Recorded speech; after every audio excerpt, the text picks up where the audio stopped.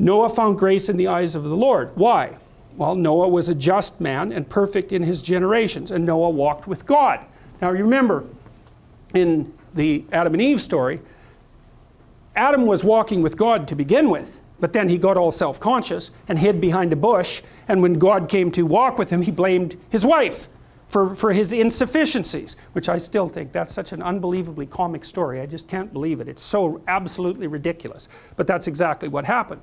Well, you have Noah here, and Noah's like another counterpart to some degree to Cain. Noah's a just man, and he walks with God, and so he's oriented properly. And because he's oriented properly, when the flood comes, not only does he manage to get through it as an individual, he manages to get through it with his family, and he roughly saves the world. That's how the story puts it forward. I mean, it's an ark, and it's full of animals, and it's got a child story element to it. In fact, I suspect it probably was a story that was primarily told to children. It's like a fable. But it's a fable with punch, like the Pinocchio story is a fable with punch. It's like, well, yeah, there's going to be a flood. There's always a flood. There's always a flood. So who are you if you want to get through the flood? Well, then you're Noah. You're the thing that builds the boat.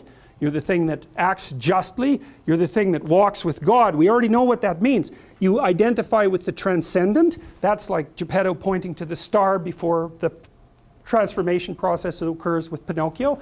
It's you're identifying with the benevolent spirit of the state. So you have a relationship with the transcendent and the benevolent spirit of the state. And you're also identified with the capacity to generate chaos out of order and the reverse. That's what it means to walk with God, roughly speaking. It's across all of those dimensions. So what does that do? It gives you the power to withstand the flood and to bring people and being itself and civilization along with you. And that's the story of Noah. So it's a precursor. It's another, Abel is a precursor to the idea of the redeeming Messiah, right? Noah is a precursor to the idea of the redeeming Messiah. You could think about them as proto-messiahs or proto-meta-heroes, something like that. And they manifest themselves. They're part of the giants that walked in the past.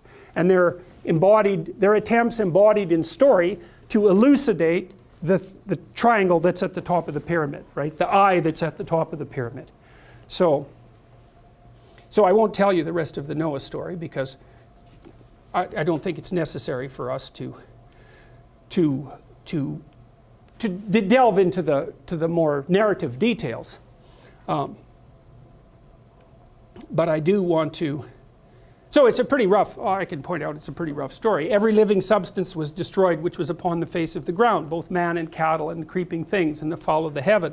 And they were destroyed from the earth. And Noah only remained alive, and they that were with him in the ark. It's a very terrifying story, and it's worth attending to because we are currently in a period of extreme chaos. So, okay, so anyways, works out. God's had enough. He's killed enough. He's killed enough of everything. It's a traumatic occurrence. We can put it that way.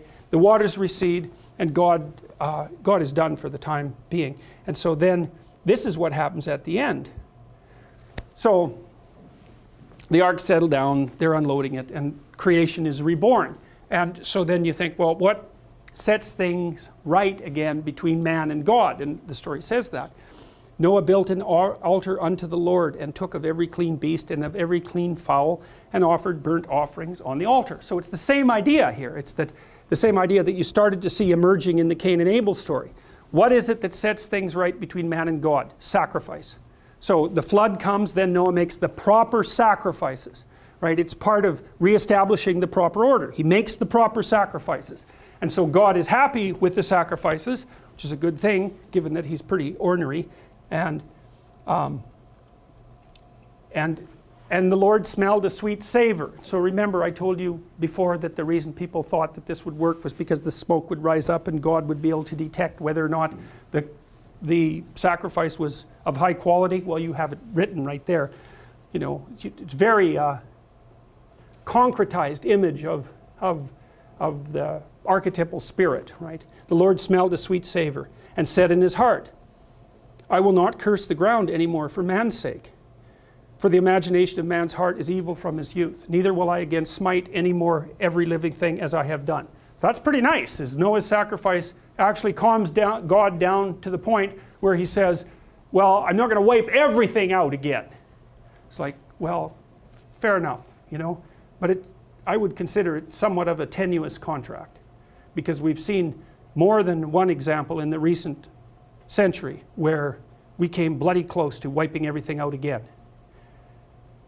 While the earth remains, seed time and harvest, and cold and heat, and summer and winter, and day and night shall not cease. Neither again will I smite any more every living thing as I have done. So, all right, so that's that.